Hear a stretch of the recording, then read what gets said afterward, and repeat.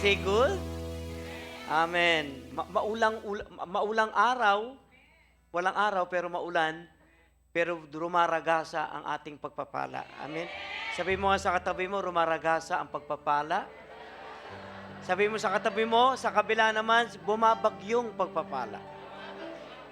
Amen. Praise the Lord. Let's pray. Lord, bilang pamilya, kami po ay sama-sama ulit na nakakaisa, kakain ng salita ng Diyos na magsisilbing kapangyarihan mo sa amin upang magampanan namin ang mga ilang pang mga bagay na gusto mong gawin namin, na maging expert kami, na maging values namin, na maging mindset namin. Ito po ay ang buwan ng generosity, kung saan babaybayin ang life giver, ang uri ng isa sa pinakamatibay na values na ibinigay mo sa amin. At yan ay ang kasaganahan sa pamamagitan ng pagbibigay. Samahan mo kami, alisin ang stinginess, alisin ang kakuriputan sa aming mga puso, na marahil ay dumadalaw upang hindi na muli kaming pagpalain. You want us to grow not only in faith but also in generosity. And so I pray that you touch our hearts. Hindi mababago ito, kundi hihipuin ang banal na Espiritu. Pinupuri ka namin, be with us in Jesus' name, and everybody say Amen. Sa lahat ng mga nasa online, please mag-comment kayo below at lahat tayo sama-sama ngayon sa ating pananghalian. Puputay po lahat, and today we'll talk about the nature of God in giving. Purihin ang Panginoon Diyos. Nung last week, pinag-usapan natin through Rev. Helen, Pastor Helen, di ba, yung we are called to be a blessing, no? Blessed to be a blessing to many. But today, babalikan natin yung pinaka-foundation, bakit tayo nagbibigay, and that is the nature of God in giving. Sabay-sabay nga, the nature in giving. Ilan dito ang gusto tong topic natin ngayon? Pakita sa amen, para may hindi nagtaas na kamay. Okay, very good. Ang ating text will be coming from 2 Corinthians chapter 9, 8 to 11. 2 Corinthians chapter 9, 8 to 11. Medyo mahaba-haba ito. Sulat ng ating mahusay, mabatikang Apostol Pablo sa mga taga-Korinto. Basahin ko. Remember this, whoever sows sparingly will also reap sparingly, and whoever sows generously will also reap generously. Each of you should give what you have decided in your heart to give, not reluctantly or under compulsion. For God loves a cheerful giver, and God is able to bless you abundantly, so that in all things, at all times, having all that you need, you will abound in every good work, as it is written, they have freely scattered their gifts to the poor, their righteousness endures forever. You will be enriched. Sabay-sabay nga tayo, gusto ko to eh. You will be enriched in every way, so that you can be generous on every occasion. Your generosity will result in thanksgiving to God. Amen. Palakpakan natin ang ating Panginoon. Kasi pag pinag-usapan natin ang generosity, hindi ibig sabihin 30 years na tayo kay Lord or 40 years na tayo kay Lord na expert na natin ang generosity. Ilan dito umaamin na kulang pa tayo talaga sa generosity? Pakitaas nga ang kamay. Umaamin ako. Sabi mo nga sa katabi mo, umamin ka na rin. Tama ba? Hindi naman masama umamin. Tama po ba? O tamo, amen. Sabi niya, di umamin. Okay? At lahat, kadalasan dito tayo nagkukulang. Ang iba naman ay talagang, I can say, naging eksperto na rito at nakapa na nila ito. Okay? At minsan, ang laging tanong natin ay, magkano ba talaga bishop money ang dapat kong ibigay? Probably yan lagi ang tinatanong natin eh. Now, sa ganitong klase ng tanong, definitely wala kang tamang sagot kasi maling-mali ang tanong na yan. Magkano ang dapat kong ibigay? Tama ba? Pero ang Bible po ay hindi ho nagsisimula sa tanong na yan. Kasi mas malalim ang tanong ng ating Panginoon. Dapat ang tanong natin, in order maging expert tayo at maging bihasa sa giving, is sino ba ang Diyos na binibigyan ko? Hindi yung magkano, kundi sino ba ang Diyos na binibigyan ko? Magandang tanong, tama po ba? Tama ba? Sumagot kayo dyan. Palalakasin ko yung ulan. I will command, lakasan ng ulan. Okay, lindol nga, napapalakas tong isa eh, okay? Okay? So, sino ba? Sabay-sabay nga, sino ba ang Diyos na dapat kong bigyan? Inutos ko ba yun? Okay, very good. Kasi because generosity is not first about our hands. It is about God. Sino muna yung Diyos? Kasi wala namang pwedeng ibigay ito sa Kanya eh. Kasi hindi tayo nagiging generous para maging katulad ng ibang generous people. Hindi natin kaya yon. Tama ba? Itong bansa na ito ay napakayamang bansa. Tama? Kasi itong gobyerno natin ay namudmud ng mali-maletang pera sa mga magnanakaw. Napaka-generous ng bansa natin. Di ba? Pero in theology, dapat, kung generous tayo, dapat mag-umpisa tayo muna sa sinasamba natin at dapat intindihin natin that we are serving a generous God. He is a generous God. Tama ba yun? Kaya ang tawag dito ay imitatio Dei. This is a Latin word.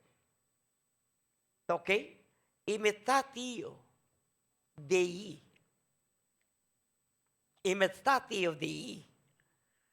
Kasi unang-una, kailangan maintindihan natin na hindi natin inimbento ang giving. Siya mismo yun. Kaya lang, ang gagawin lang natin, ire-reflect lang natin sa ating buhay. So kung ang tingin nyo, ang pagbibigay ay doon sa meron, doon po kayo talaga unang magkakamali. Kasi wala ako eh. May kilala akong ganyan, na lagi yung sinasabi, wala siya. Sabi ko, actually, nire-reflect mo, hindi ang Diyos, kundi nire-reflect mo ang pagkatao mo. Hindi ka talaga makakapagbigay pag nakita mong wala ka. As a matter of fact, ang giving ay hindi ko para sa meron. Ito po'y para sa lahat. Na nasa ilalim, na nag-i-imitate kay Dei o ang Diyos. Ayan. Kaya nung sinulat ito ni Pablo in 2 Corinthians 8 and 9, kasi 8 and 9 yan kino-covered, ay isa sa pinakamahabang teaching ni Paul tungkol sa biblical generosity. At hindi niya tinutukoy dito ang tithing lang. Kaya pag sinabi nila, nasaan ang tithe sa scripture? Wala sa 2 Corinthians 8 and 9. Tama kayo.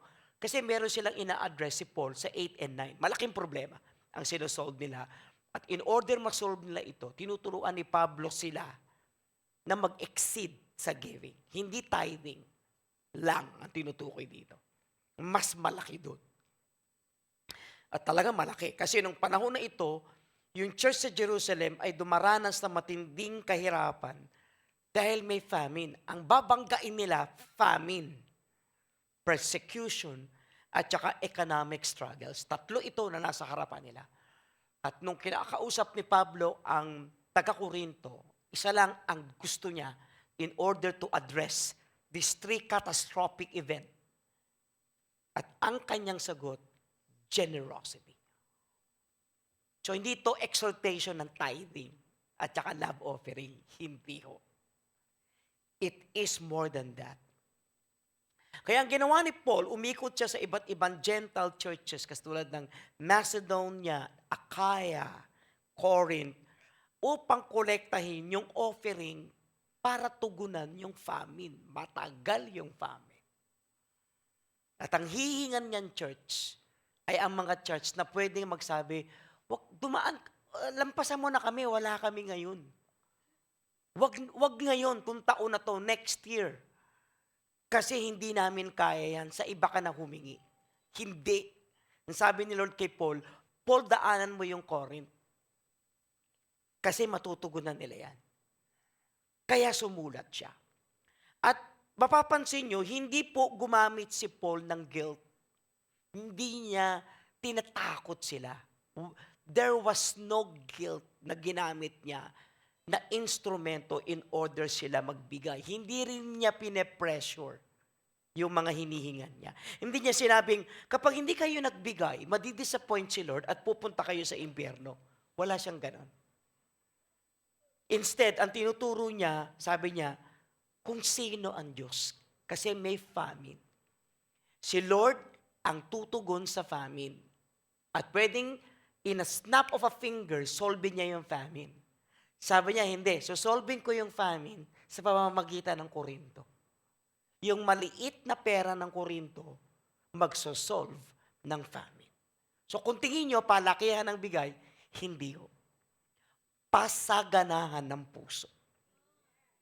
Amen? Kasi pag nakilala nyo ang nature ng Diyos, magiging natural ang generosity.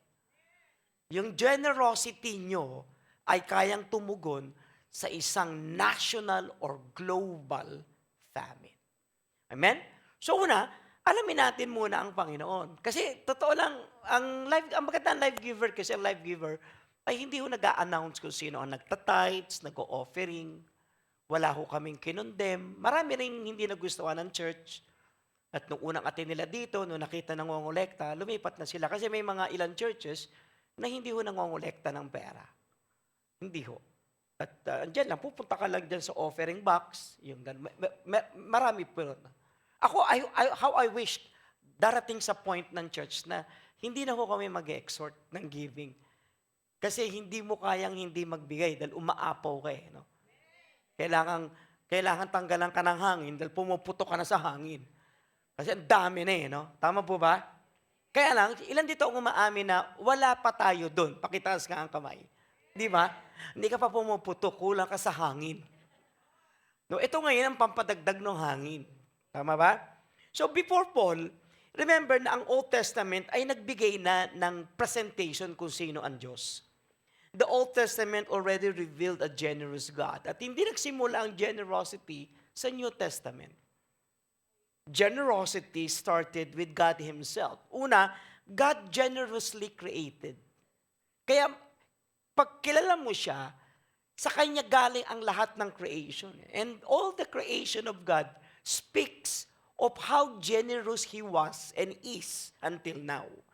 Kaya pagdating mo ng Genesis 1, hindi kailangan ng Diyos ang mundo, hindi siya lonely, hindi siya incomplete, yet He created everything. He created beauty before man ever existed.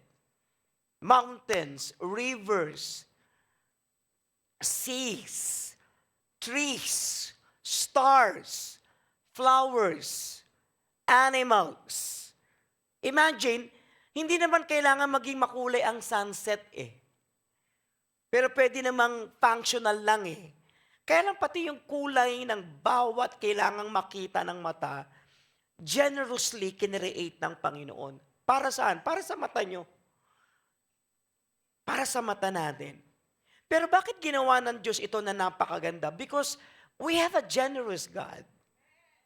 Generous in His nature, generous in His, in His heart, and very, very generous in His ways. God delights beauty, and so that beauty speaks of how generous He is. A generous God is a beautiful God, and a beautiful God is a generous God. So God created this. Bago ka palika, tapos na yan.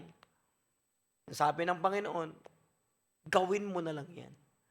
Itong mga baha na nangyari sa atin ay bunga ng pagputol ng mga puno sa Isabela, Tugigaraw, at ilang mga importanteng magagandang puno, century old, na ang mga punong ito sa Northern Luzon ay talagang ginawa ni Lord, pati sa Sierra Madre, in order yung landscape ng Panginoon sa buong Luzon ay ma-preserve ang lupang ito sa baha.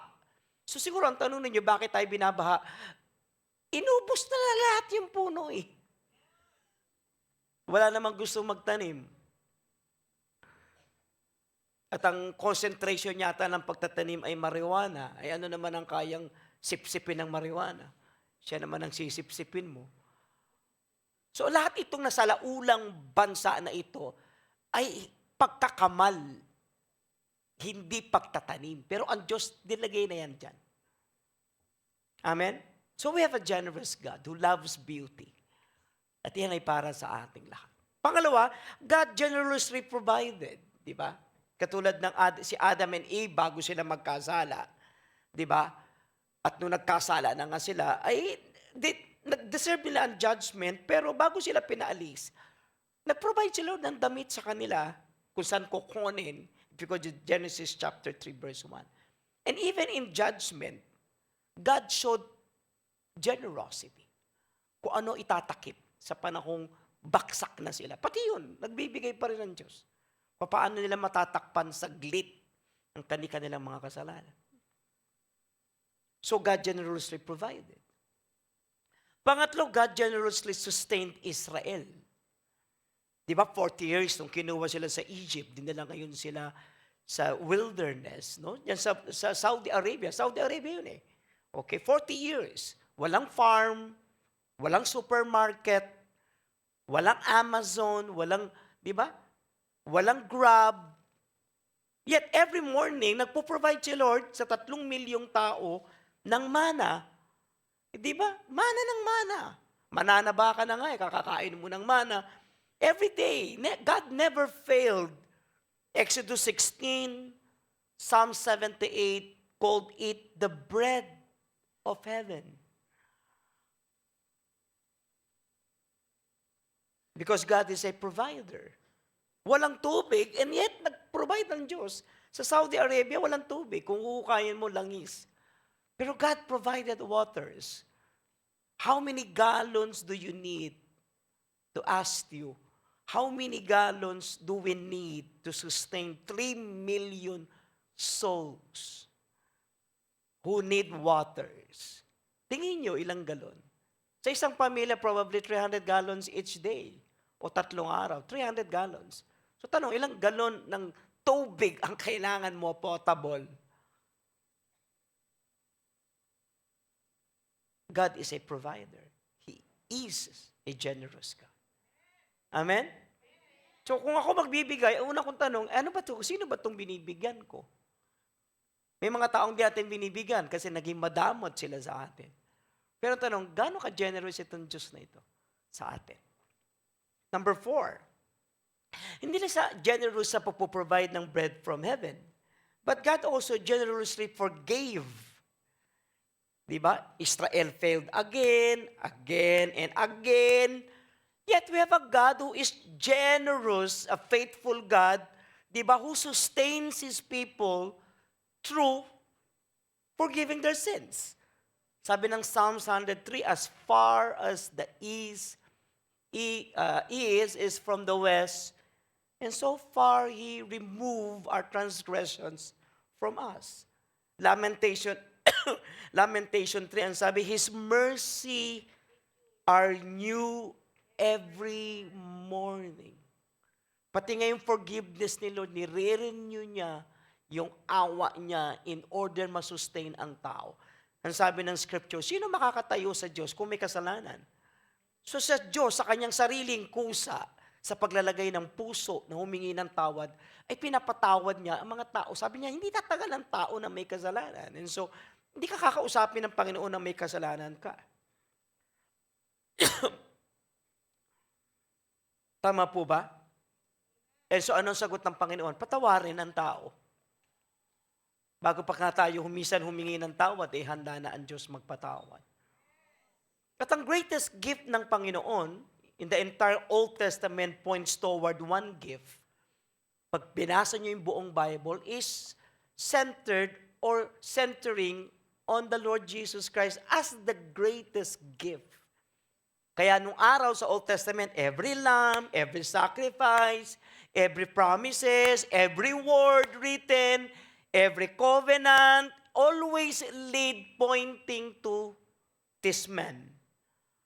John 3:16 is the summarization of the entire Old Testament.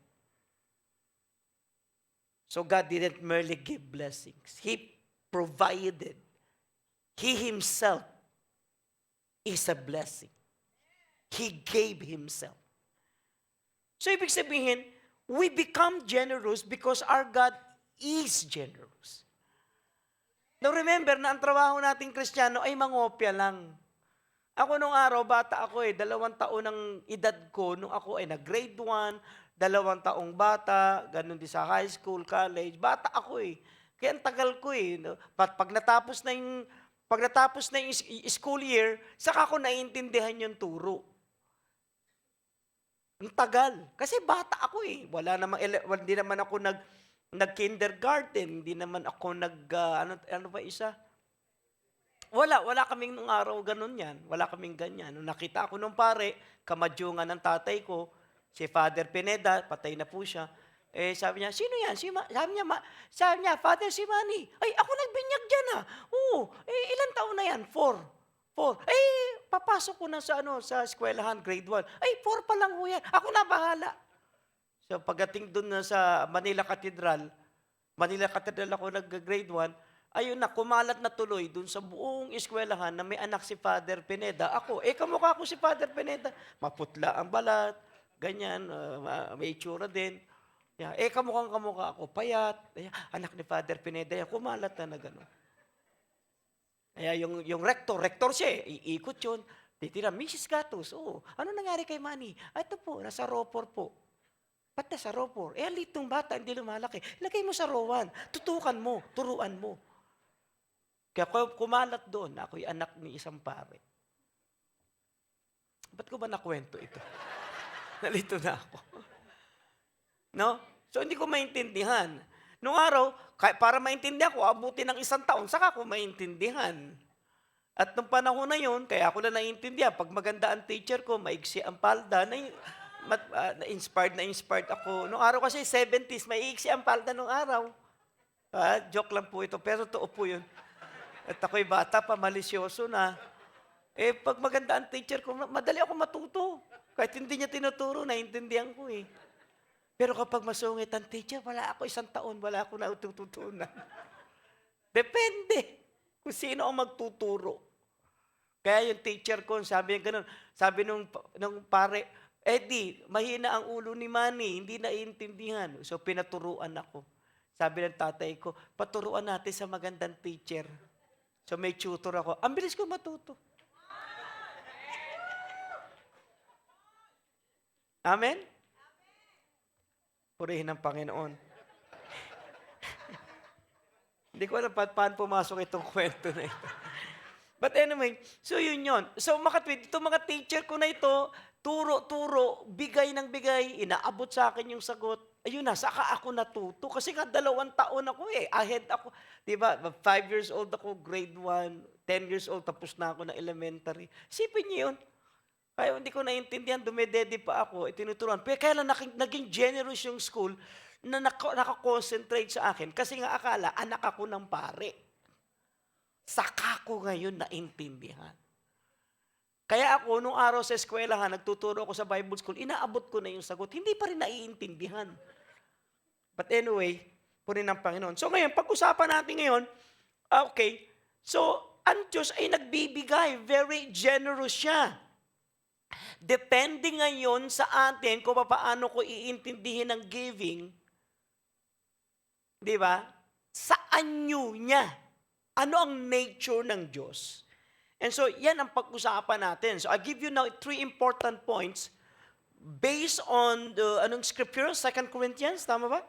2 Corinthians chapter 9. At alamin natin, 3 importanteng puntos ito na alamin natin mabuti, paano tayo magbibigay? Ayan. Una, according to Paul, sabi niya rito, God gives abundantly.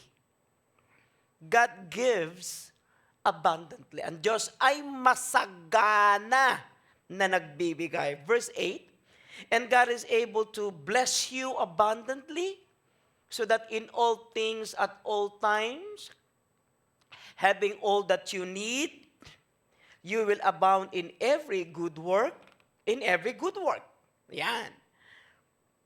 Okay? So, alamin natin yung salitang abundantly. God daw is able to bless you abundantly. Sabay-sabay nga, abundantly. So God gives abundantly. Ang Diyos ay masagana na nagbibigay. From the Greek word, perishoo. Ayan, perishoo. Parang similar with the word perish, but that is not the meaning. Ang ibig sabihin nun, that God daw overflows when He provides. God daw exceedingly, more than enough, super abounding. So hindi kuripot daw ang Diyos. Hindi siya nagbibigay na parang, bahala na kayo dyan, random. Sinong tamaan na kung sino ang tamaan na marami, swerte. At kung sino hindi tamaan na marami, malas. There is no swerte and malas. Diba? The measurement of how God gives is always abundance. In abundance. Abundantly. Hindi siya pa nagbigay, bahala tamaan kung sino ang tatamaan dyan. Hindi ko. Pag nagbigay ang Panginoon in details, tapos may tatamaan, may direction, tapos may amount. Yung amount, sabi, abundantly. So pag tinignan ko ang Diyos sa giving ko, sino tong Diyos na nagbibigay sa akin? Abundant, inaabot na. Nung inutusan ni Father Pineda yung teacher, nasaan si Manny? Lagay mo sa row 1. Ang liit na nga, hindi na nga makita. SO ang pilido. Kaya nga, lagay mo dito. Nilagay ako doon. Iabot mo na yung sagot. 2 taon. Late yung edad ng bata. Sabi niya, iabot mo na. Abundant. Inaabot yung sagot sa akin. Lalapit, ito ang sagot, sinusulat. Siya na nga nagsusulat. Kasi hindi ko nga naiintindihan. Ang hinihingi ko, dede. Bata pa ako Nakuha mo? Kaya notice Paul's repetition. Let's check. Sabi niya, same text. Sabi niya gano'n, all things, sabay-sabay nga, all things, all times, all you need, every good work. So that 4 important statements speaks of how abundant God is. He deals with you in abundance. Tama ba? Kailan? Ano ang sakop? All things. Ano ang panahon? Ay all times. Gaano kalaki? Basta all your needs. Anong reason? So that every good work, you may abound in every good work. So Paul intentionally repeats these words. Why? Ano ini-emphasize nito? To emphasize God's unlimited sufficiency. So nakikipag-deal ka kay Lord na napaka-sufficient. At maraming Christian, ang tagal-tagal ng Christian, nag-i-struggle sila at hindi nila maintindihan kung generous si Lord. Kasi naniniwala sila na ang resources ni Lord limited. Kulang. Binibigay lang konti-konti.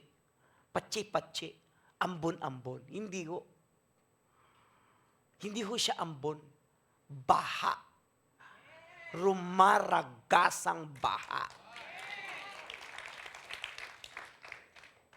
Kaya maraming tao, kaya hindi sila nagbibigay sa takot nila, paano po, Bishop, kung kulangin ako?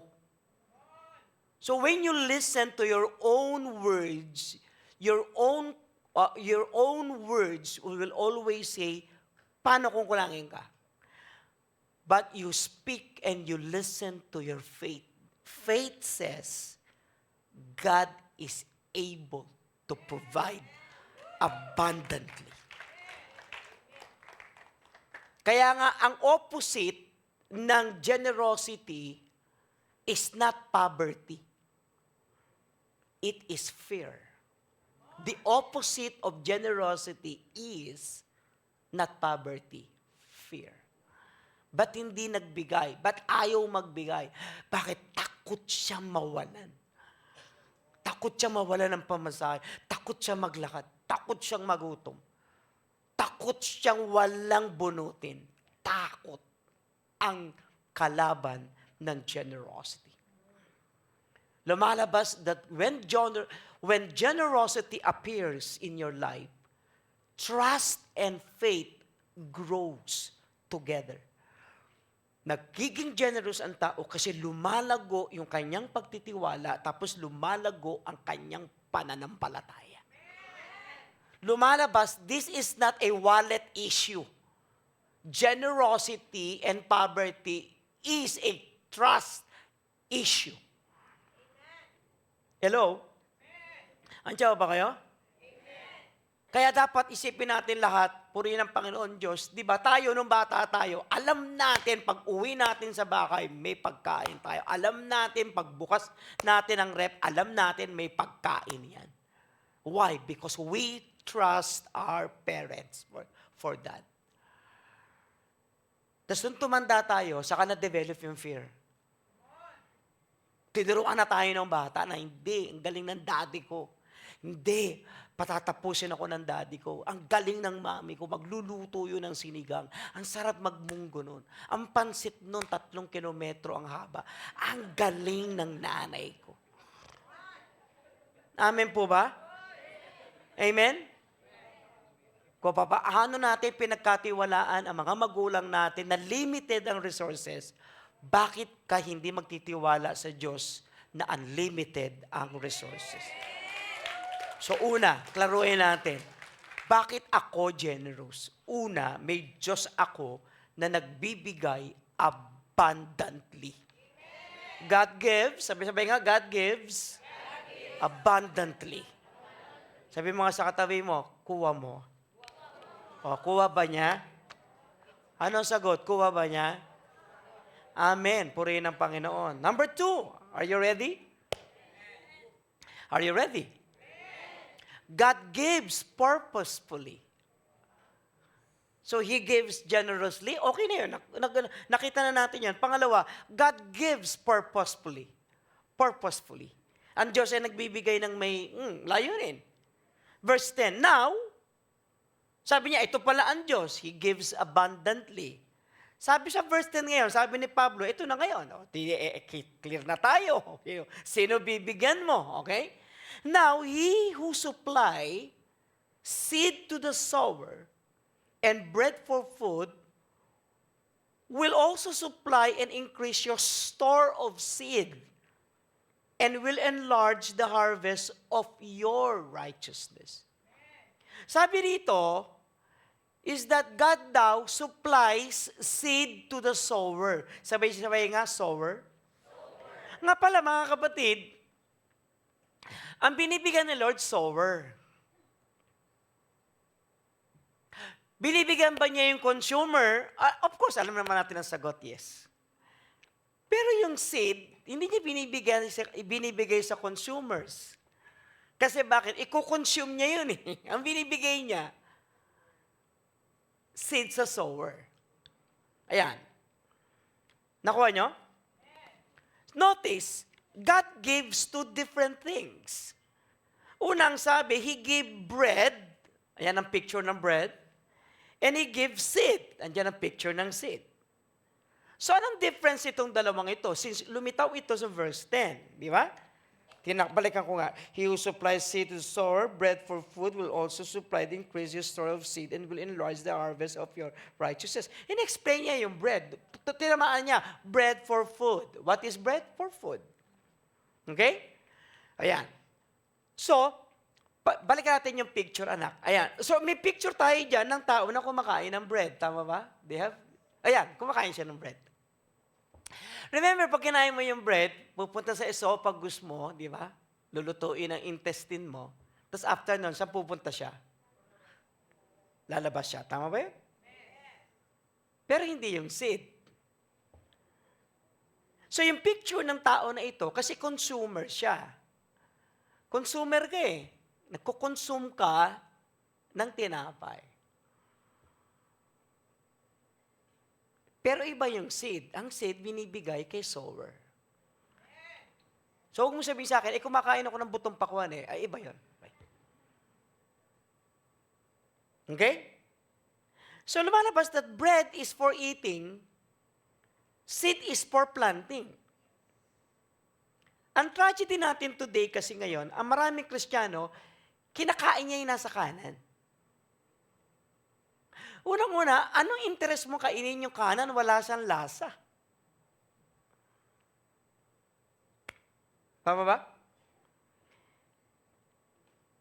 Maraming Kristiyano, pag dumating sa kanila yung blessing, ang laking treatment nila sa blessing, consumption. Ay, binigay ni Lord, kainin ko. Wala nakakapag-isip na, ay, binigyan ako ng seed, itatanim ko.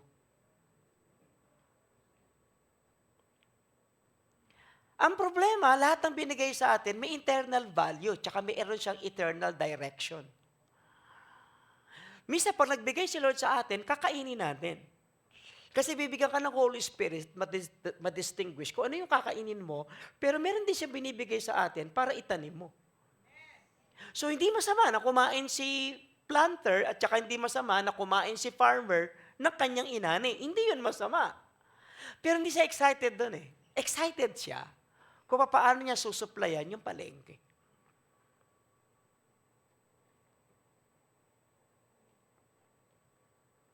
Balikan ko ulit. May binibigay sa atin ng Panginoon para kainin ng pamilya natin. Pero may binibigay sa atin si Lord na may eternal value at impact. Kaya sabi nga ng ating Panginoon, sabi niya, huwag kayong mag-impok ng kayamanan dito, nakakainin at lalapain ng tanga at kung ano man. Kundi mag-impok kayo ng kayamanan sa langit na hindi nananakaw. So, ibig sabihin, lahat ng binibigay sa atin, Lord, even though material siya, hindi lang siya for earthly, hindi lang niya tinutuunan yung earthly value ng buhay natin. Kung ano yung binibigay na, ano ba yung binibigay ni Lord, natatamaan yung, o may impact sa eternity. Problema, si consumer, walang ganong isip. Kasi pag nakita niya, kakainin niya. Noong araw, nag-preach ako sa isang church dyan sa, saan ba ito? Sa Pampanga. Nung nag-preach ako doon, first time, nagbinigyan ako ng 100,000. Siguro ito, mga 20, siguro mga 2008, 2009. Malaki yun, 100,000. Pag uwi ko, sabi ko, may pera ako, 100,000 eh. Di ba? Ang problema, malaki problema ko. Tanungin niyo kung ano yung problema ko. Hindi, bakit? Nakakatakot naman ito isang. Ano? Yung problema ko actually, hindi siya problema. Ang problema, wala akong paggagamitan ng 100,000. O, tatanungin kita, maiisip mo ba yun? Hindi mo maiisip yun, di ba? Gagawa ka ng pagkakagastusan, tama? Sabi sa akin ni Lord, nung bumabiyahe na ako, papunta ng NLEX, sabi niya, hindi sa'yo 100,000. Unang-una, malaki. Kasi akala ko, bibigyan ako ng 5,000 eh. Sabi niya, pagawa mo yung CR sa church.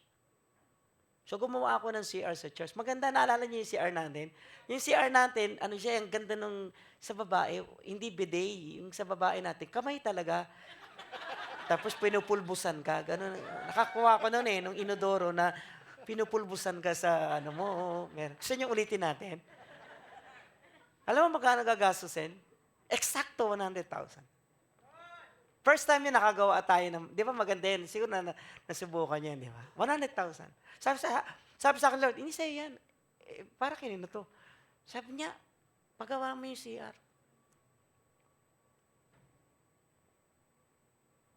I have a question. Susunod ba kayo? Di susunod kayo, inutusan kayo ni Lord. First time nyo may magbigay sa inyo ng pera. Di ba? Hindi. Yung iba, huy, pupunta akong Japan. Ay, punta ako ng Hong Kong. Punta ako sa Bangkok. Tama ba? KL, Kuala Lumpur. Tama? Sagot sa akin ng Panginoon, pagawa mo yung CR. Kasi pag hindi maganda ang CR mo, hindi pupunta ang tao. Ang tao, hindi sila pumupunta sa church. Pumupunta sila sa CR. Yung mga babae doon, ang tagal-tagal magsuklay, hindi naman nagbabago ang mga muka. Maganda pa rin. Tama? Anak. Hello? Ang hirap sumunod kay Lord. Kapag hindi ka planter. So, ang tragedy today, many Christians eat their seed. They see things as a consumption. And nothing becomes investment for eternity. Lumalabas, distinguishin mo ano yung tinapay na kakainin. At alamin mo kung ano yung seed na itatanim. So money is not merely money. Money can be a seed. Tama ba? Time is not just then a merely time. Talent is not just merely talent. Dapat, you always think of seed. Paano ako makakatanim? So, ang tanong ko ngayon, tanong nyo ngayon sa akin, nung nagtanim ako ng 100,000, tanongin nyo ngayon ako kung paano yun binalik ni Lord. O, di ba? Magandang tanong? Saka na, next week na lang.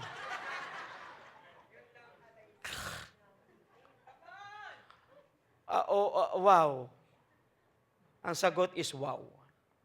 So, ang tanong natin ngayon, am I consuming everything? Chicha si bread, tapos butong pakwan si seed? Yun ang problema mo. Binubutong pakwan mo yan. Kaya ang tanong, am I a planter? Or am I a consumer? Tatanungin kita ngayon, ba't hindi ka masaya? Consumer ka eh. Kaya nga nakukonsume ka eh. Di ba ang pinakamalaking milagro, ang pinakamalaking tragedy, yung ang dami-dami mo, pero ang kulang-kulang mo. Ang dami mo, pero ang dami mong kulang. Ilang tao ang nagkapera, nag-away silang mag-asawa, nag-away silang pamilya, at ang dami na niya. Yung mga nakatanggap ng mali-maletang pera, ilan na sa kanila ngayon ang hindi na natutulog? Is that prosperity? No. So God gives purposefully. May layo. Kuha ka nga ng partner, sabihin mo sa kanya, hindi lahat ng buto kinakain. lakasan mo, sabi mo, hindi lahat ng buto kinakain. Mamaya tumubo sa tiyan niyo yan. Amen? Hello? Are you okay? Wala na ako oras. Number 3. God gives missionally.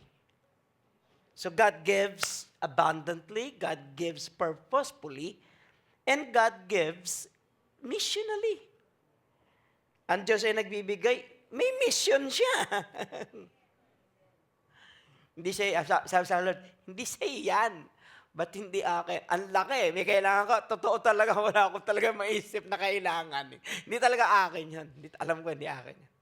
At alam ko, kung didesisyonan kong bigay yun kay Lord, alam ko yun na maghuhudyat ng isang breakthrough ko financially, at hindi na ako babalik kailanman sa poverty. Kung hindi ko yun nagawa, hanggang ngayon mahirap ako. Ilan dito ang masaya, si pastor nyo maayos ang buhay, taas sa kamay. I have a bad news. Gusto nyo malaman? Gusto nyo malaman? Yung iba ho, hindi ho sila masaya. Oo, hindi ho sila masaya. Kasi ang gusto nila, lahat ng pastor naghihirap. At ang gusto nila, na ang pastor, bago man ang halian, magpa-fasting muna ng 3 araw bago man ang halian. Ganun kalupit ang tao. Kaya nga minsan may kausap ako eh. Sabi ko, nakakatampo ka naman. Makinig kayo mabuti. Sabi niya, bakit? Sabi niya, nung nagkabahay ka, natuwa ako. Tapos binless ko yung bahay mo. Nung nagkakotse ka, natuwa din ako. Binless ko yung kotse mo. Nung nagkaanak ka, natuwa ako. Dinedicate ko yung anak. Pero ikaw, nung nag-abroad ako, sabi mo, ninakawan ko yung church. Real talk, no?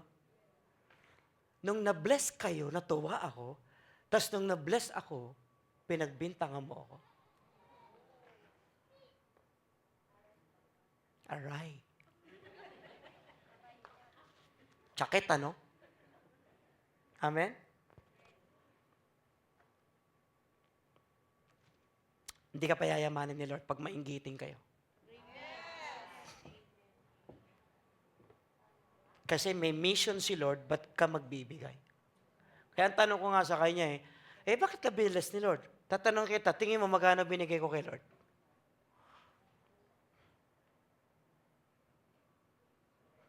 Isipan mo mabuti. Kasi may mission yung giving. Verse 11, hindi ko gawa ng Bible. Sabi niya, you will be enriched in every way so that you can be generous on every occasion. As true as your generosity will result in. Sabi ni Lord, payayamanin kayo ng Panginoon kapag kayo ay masaganang nagbibigay. Kailan? Sa bawat okasyon.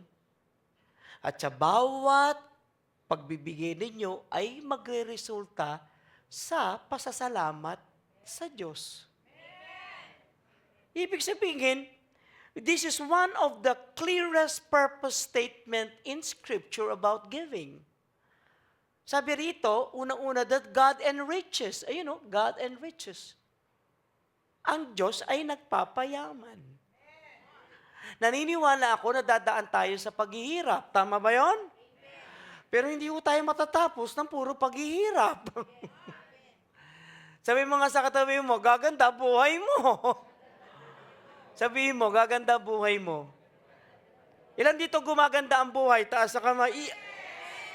Hindi ko na kailangan pang ipasurveillance kayo. Gaganda talaga po ang buhay niyo.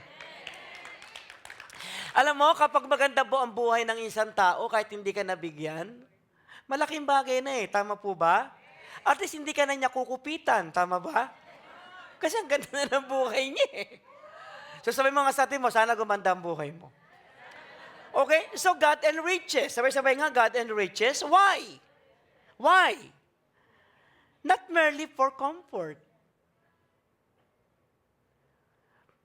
May mga pagsubok na malalim na hindi natin alam na yun ang maghuhudyat pagkatapos nun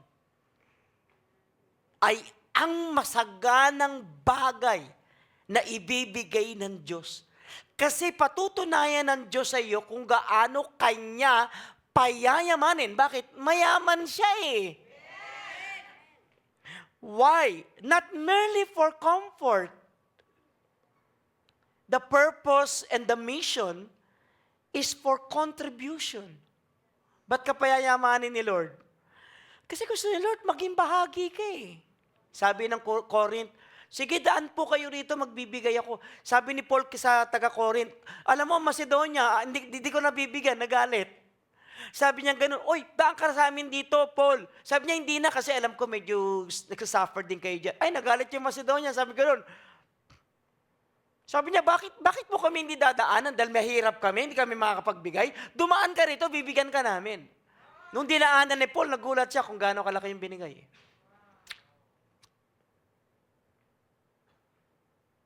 Yung Macedonia pala, mayaman. Kaya Macedonia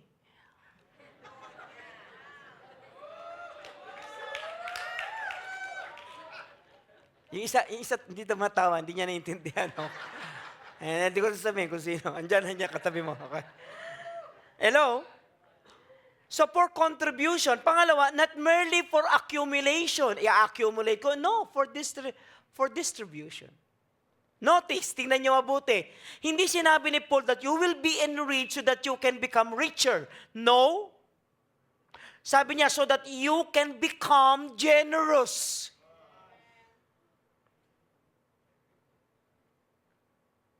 So, hindi tayo binilas ni Lord para i-terminate yung blessing niya sa atin. Sa atin lang ma-stuck. Tinawag tayo ng Panginoon para maging channel. Sabay-sabay nga, channel. Tinawag tayo ni Lord hindi para maging timba. Timba ito Pag binuksan ko yung gripo, ikaw lang makikinabang yan. Walang taong nagtimba na nag-iwan ng kalahati. Hindi ka yan. Alam mo kung ano ka? Eto ka. Ito plumbing line, plumbing pipe to. Trabaho nito, hindi mag-igib ng tubig. Ito naman, dito dumadaan yung kuryente. Electrical conduit to. Dito dumadaan yung tubig, tapos dito dumadaan yung kuryente. Hindi ikaw yan. Eto ka.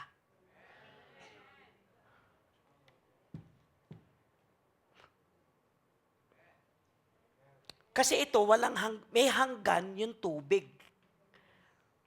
Ito, walang hanggan kung ilan ang dadaan dito. Ang problema, tanungin niyo kung ano problema. Maraming Kristiyano, sigurista. Hindi, meron na akong timbang tubig. Yun na yung uli mong tubig. Kasi sigurista ka. Kaya pag nag-uusap ang pamilya, kung ano ang ibibigay, tahimik. Sigurista. Huwag kang kikibo. Magtataya-taya na. Huwag kang sabi nung asawa, huwag kang kikibo.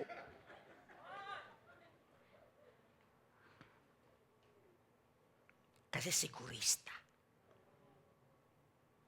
Kaya wala silang miracle. Ang balde hanggang doon na lang ang tubig niyan. Yung pipeline, hindi mo alam kung ilang gallons ang dumadaan dyan.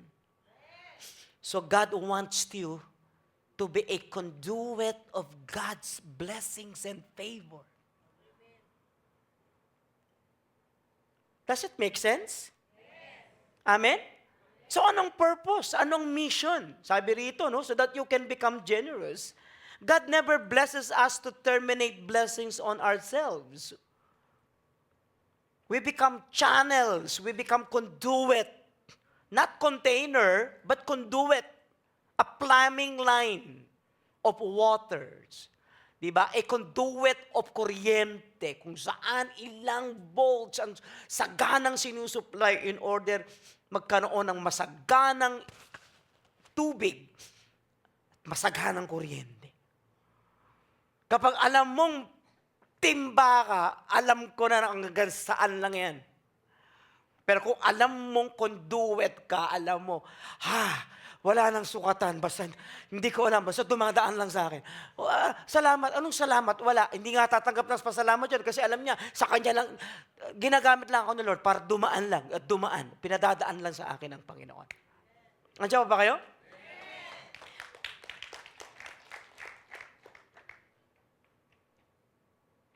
A classic example of this is the Sea of Galilee. Tingnan natin yung Sea of Galilee. Yan, that's the Sea of Galilee. Yung upper part niya, that's the Sea of Galilee. Ang daming probinsya nakikinabang nito sa Palestine. Yung river na yon is the Jordan River. At ito, this is the lowest point of the earth, and we call this Dead Sea. Tama ba?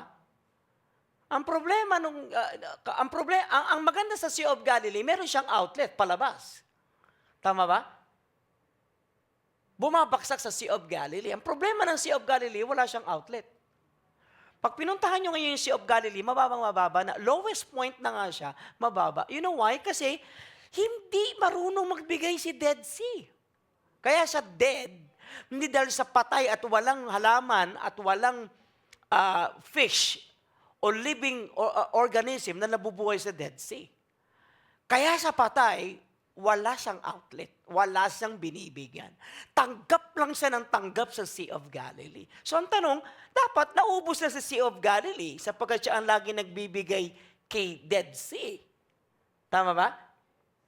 Another picture.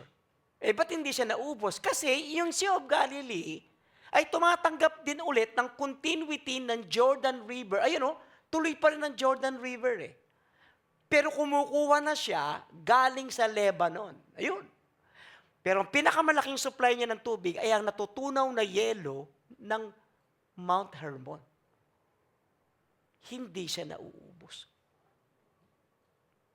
So, ba't hindi siya nauubos? Bigay siya ng bigay. Tanggap ka rin siya ng tanggap Lumalabas na siya ay conduit lang ng dalawa. Di ba? Northern Jordan at saka Southern Jordan. Tumatanggap lang siya. Receive, tanggap. Receive, tanggap, bigay. Yung isa, Dead Sea. Wala. Ang daming Kristiyano, Dead Sea. Tanggap lang siya ng tanggap. Pag may conference, ang gagawin nila, sponsor niyo naman kami. Ang tagal mo ng Kristiyano, sponsor ka pa. To yung iba, siya blessed na blessed dahil ini-sponsoran siya, yung nag-i-sponsor, hindi tumatanggap ng Holy Spirit dahil naiinis na kami na lang lagi. Panahon naman na kayo naman ang mag-sponsor. Hello? O yung pumapalakpak yung nag-i-sponsor. Dead Sea. Dapat hindi ka Dead Sea, dapat Sea of Galilee ka. Bakit? Yung natatanggap mo sa mayamang Mount Hermon, sa natutunaw niyang yelo, ay patuloy mong binubuhos papuntang Dead Sea. At ang Dead Sea naman ay patuloy na nagpo-provide sa ilang probinsya. Kung walang Dead Sea, patay lahat yung probinsya na yun. Actually, hindi nga dapat at sea yan eh. Dapat it's a lake. It's a big lake. Kaya tinawag na lang Dead Sea. Nakuha nyo? Andiyan ba kayo? Sabi mo sa katabi mo, hindi ka Dead Sea. Sea of Galilee ka. Amen? Dead Sea receives, but never releases. It becomes lifeless. Maraming Kristiyano wants to receive without releasing. So God designs us to become rivers, hindi reservoir. Tanggap lang ng tanggap, hindi. Walang buhay sa pagtanggap. Ang buhay, it is more blessed to give than to receive. Amen po ba? Dapat pagbibigay, pagluluto. Patanda yung pinamili, marami tayong bisita. Patanda, ilan dito ang bigay ng damit? Ang dami-dami mo pa rin damit sa tukador mo. Tama ba ako? Ang dami-dami. Ilan nandito ang ipon ng damit. Sira na lahat ang rubber shoes. Bakit? Walang gumagamit.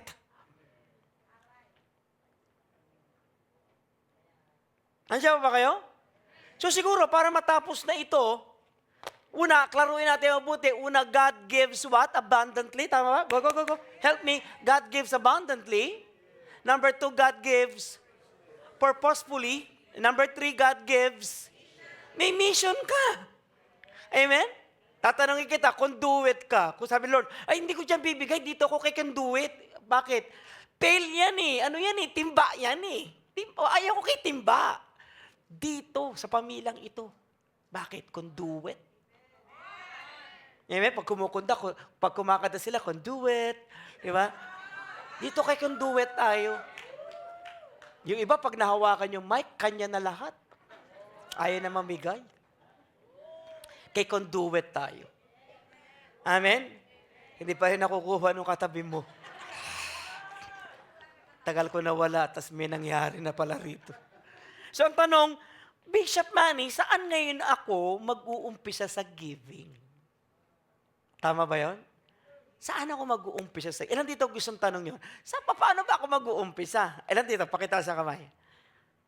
Number 1, una, magsimula ka sa pagkakilala na ang lahat ay pag-aari ng Diyos. You own nothing. Psalm 24:1, sabi, the earth is the Lord's and everything in it. So nag-uumpisa ang giving kapag hindi mo kilala na ang sarili mo na owner. You are not an owner. Tayo ay stewards lang. Agawin ni Satanas sa isip mo. Sasabihin niya sa iyo lagi, pinaghirapan mo yan pinagpaguran mo yan Ang ilalagay sa iyo ni Satanas, hinayang. What is a hinayang? A hinayang is a feeling that something valuable has been lost or wasted once given. Pag binigay mo yan, mawawalan ka ng importante, pinagpaguran mo yan. Yun lalagay ni Lord, ni Satanas sa'yo. Pero ano ang susi? Tayo ay stewards. Yan ang susi ng giving, inculcating. Ini-inculcate ng Holy Spirit sa puso at sa isip mo. Hindi ka may-ari. Conduit ka lang. Paano ko mararanasan? Abati, ang sarap dumadaan lahat sa iyo yung kuryente.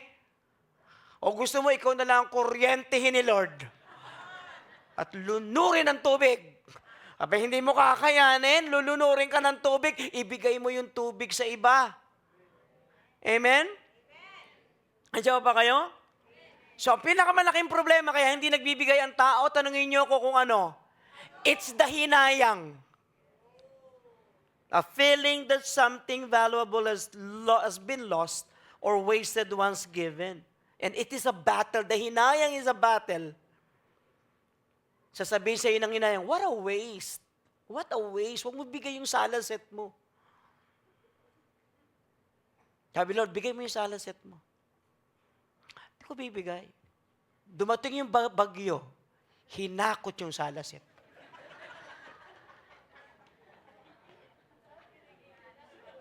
The problem is the reluctance to let it go.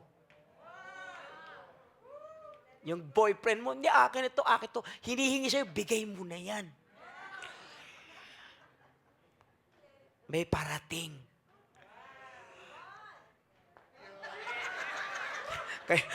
Kayo naman, nangati lang yung... Amen? Na-miss niyo ako, no? Kahit hindi nakakatawa, tumatawa kayo.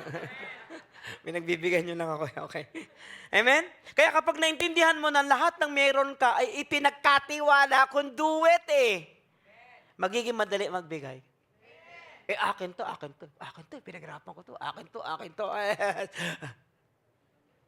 Under compulsion. Number 2, are you okay? Number 2, magsimula sa pasasalamat, hindi obligasyon. Amen? Sabi sa 2 Corinthians 9:11-12, you will be enriched in every way so that you can be generous in every occasion. Para sa lahat ng bagay. Proverbs 11:25, a generous person will prosper. Whoever refreshes others will be refreshed. Amen po ba? So saan ka magsisimula? Pasasalamat. Lord, gamitin mo akong conduit. Nagkapasalamat ako sa iyo kung ako ang gagamitin mo. Pasalamat ka, ikaw ang conduit. Hindi siya obligasyon. Hindi ako magtataka bakit ang daming miracles. Hindi ako magtataka, Bishop. Bakit? Matagal ko nang pinag-pray, dumating na. May dumating sa amin, di namin inaasahan. Anong sabi ng Psalm? Kahit natulog yung anak ng Diyos, sinasagot yung panalangin. Napaka-generous ng Diyos sa atin. Basta pera talaga. Purihin na pa. Number 3. Magsimula sa pagiging tapat sa maliliit na bagay. Luke 16:13 ang sabi, that whoever can be trusted with very little things can be trusted with much. You start with small things. Huwag mong isipin na, magbibigay ako, Bishop, basta to, maklose ko lang tong deal na ito. Bishop, pag yumaman lang ako, eto pag nabenta ko tong bahay ko, wag ka magbibigay kay Lord kasi may hinihintay ka. Hindi ka makakapagbigay. Pangalawa, baka hindi na dumating. Sa Biblia, nag-i-start si Lord sa maliliit na natatanggap mo. Be sensitive with that little things, with that small things that is God keeps on giving you. Marami yun, ang dami nun. Pag binilang mo lahat yun, ang laki nun. We start with that. Sa Biblia, ang generosity ay hindi nagsisimula sa dami ng pera. Kapag nakapagtrabaho na ako, hindi. Nagsisimula siya sa baon mo. Sa baon mo sa eskwela. Sa inabot sa iyong sitsiriya. Nagsisimula ito hindi sa maliit, kundi sa katapatan ng puso na nag-uumpisa sa maliit. Kasi kung hindi ka daw faithful sa maliliit na bagay, hindi ka daw pagkakatiwalaan ni Lord ng malalaki. Forget it. Hindi ka bibigay ni Lord ng malaki. Amen? So saan ka mag-uumpisa? Sa maliit. Pisa ka sa 10 pisong tithes. At sabi ng Panginoon, 10 piso, faithful ka sa tithes? O, 10? Opo. O, gagawin ko yung 10 piso, 100. Kaya mong ibigay? Opo, 100 po. O, okay. 1,000. Kaya mo pa? Opo. Okay. Di 10,000. After 10,000, kaya mo pa ba? Opo. 100,000. After 100,000, 1 million. After 1 million, 10 million. Lord, 10 million. Ang laki nun. Paano ko nakawin ni Bishop Manny? Baka hindi ma-account. Nahirapan ka, anak. Opo, Lord, 10 million na yun eh. Sige, anak, balik na lang tayo sa 10 pesos. Yun, kaya mo? Faithfulness starts with small things. You start inside your home. Kapag meron, munggo bigay sa kapitbahay. Lord, sino pamilya ang walang pagkain? Imbitakan. Sino kapatid? Kain kayo rito. Sa Pasko, sino ampunin natin pamilya na walang Pasko, pero sa atin sila? Para balang araw, sila naman. Pay forward. Generosity starts with not with much, but with small things. Amen? Magkakakotse ko, bisikleta mo na. Kaya mo na ba ibigay bisikleta? Oo, bigyan ka talaga ng tricycle. Magugulat ka mamaya, may sasakyan ka na, may karo ka na ng patay, meron ka ng ano. Hindi mamaliitin si Lord. May kausap pa ba ako rito? Sabi mo sa katabi mo, start tayo sa maliit. Pagbayaman ako, Bishop, mali-maliit ang pera. Hindi mangyayari yun. Nandiyan ba kayo?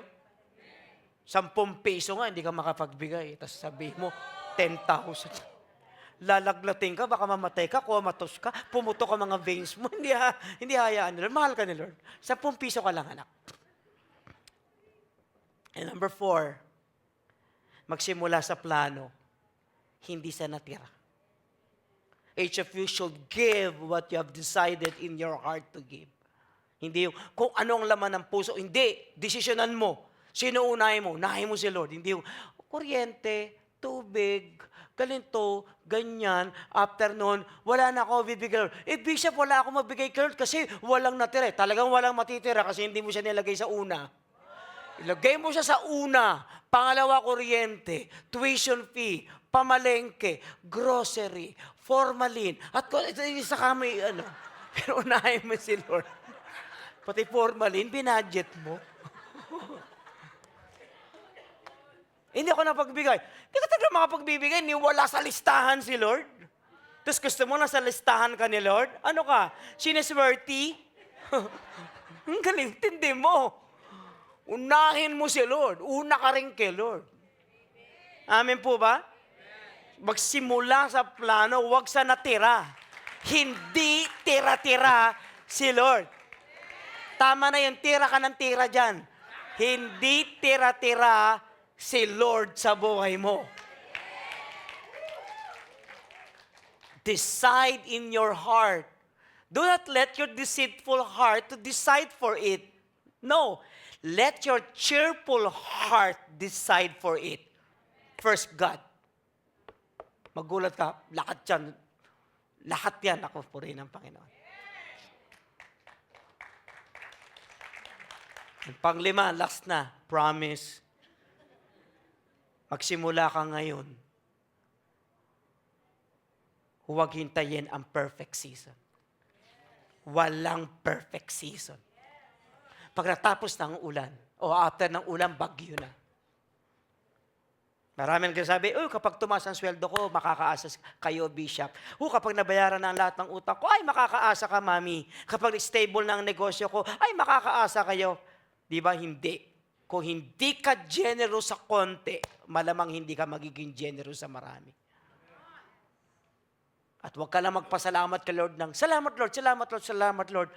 Shut your mouth. Lord, salamat. Lord, salamat po. Manny Santiago. Salamat, Lord. Kasi pinakialaman mo yung pera ko. Baksak ang ekonomiya. Pero grabe ka, Lord, sa akin. Pero mo, ninanakaw yung pera namin, pero hindi nila mananakaw ang regalo ng Diyos sa akin. Alam mo, kaya ka mahirap kasi dinesisyonan mo yan dahil kuripot ka kay Lord. At kaya ka pinagpala, dinesisyonan mo rin yan kasi pagpapala ka kay Lord. Amen? Kaya wag mo akong tanungin, magkano kailangan kong ibigay? Hindi ho.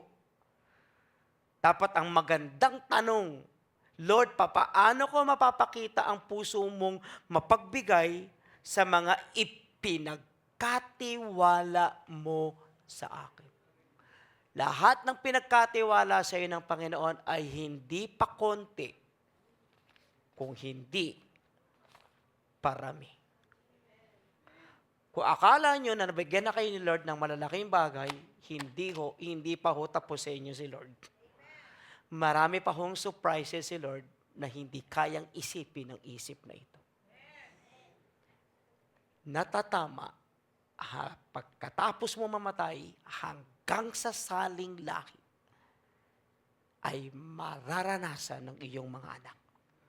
I'll give you one quote. This is the summary of my teaching. Generosity does not begin in your wallet. It begins when your heart recognizes that everything you have first came from God. With that statement, everything now is settled. I can give. I can give nga my heart eh. I can give nga my soul eh. Bakit hindi ko kayang bigyan si Lord ng mga bagay na siya naman ang unang nagbigay sa akin? Pangalawa, ang ibibigay ko naman sa Kanya, hindi naman akin eh. Binabalik ko lang yung Kanya. Kasi siya ang may-ari ng lahat. Tatayo po tayo lahat. Manalangin po tayo sa malakas na palakpak sa ating Panginoon. Kapatid, bago ako, okay? Manalangin ako sa Panginoon. Lord, taas ang kamay. May you give us not only the anointing to preach, may you give us not only the anointing to sing, you give us not only the anointing to serve, but you give us the anointing to be a giver. Wala akong kapatid sa life giver at ang mga nanonood ng mga life giver, kailanman ay maghihirap. Hindi ko dinideclare, wala akong karapatan magdeklara. I am just a human being. I have no power to declare what God can declare to us. But one thing sure, one thing I know, because God loves a cheerful giver. Mahal na mahal ng Diyos ang taong masayang nagkakaloob. Mahalin mo po ang mga tao na ito at patunayan po niyo sa kanila, subukin sila nang hindi sila maghirap. Habang lumulubog ang aming bansa sa pagnanakaw ng kabambayan, hindi lulubog ang ekonomiya ng Diyos sa bawat isa sa amin. Magugutom ang marami pero hindi magugutom ang mga tao na ito. Mananakawan ang marami pero hindi mananakawan ang mga ito. Pagpapalain ang bawat isa. Darating ang panahon ng life giver, wala na ho kami exhortation. Kasi magbibigay kami. At magagalit kami kapag hindi kami binigyan ng pagkakataon magbigay. Because giving is our lifestyle. Saan namin ito nakuha? Nakuha namin sa Diyos na buhay. Marami pong salamat. Bless mo ang kamay. Maging productive. Sana yung kamay secretly nagbibigay. At sayang kamay, lahat ng hawakan, hindi sila consumers, sila ay farmers. At dadaan. At ang mga kapatid ko na minasakar ang pera ni Satanas, ibabalik mo Diyos sa kanila. Pag nagdesisyon kami sa giving, nagdesisyon kami sa tithing, nagdesisyon kami sa offering, nagdesisyon kami sa first fruits, ang Diyos ang magpapakain sa amin hanggang sa kanyang muling pagbabalik. Marami pong salamat. Pinupuri ka namin sa pangalan ni Jesus. Ang lahat ay magsabi ng amen. Church, let's give. Let's give cheerfully, masaya na magbigay sa ating Panginoon. Amen.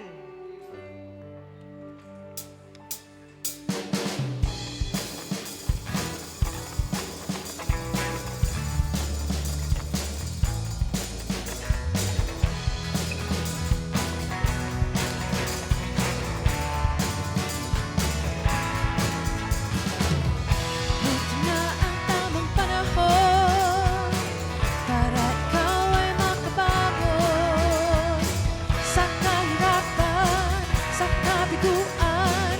Yan ang nais ng Panginoon.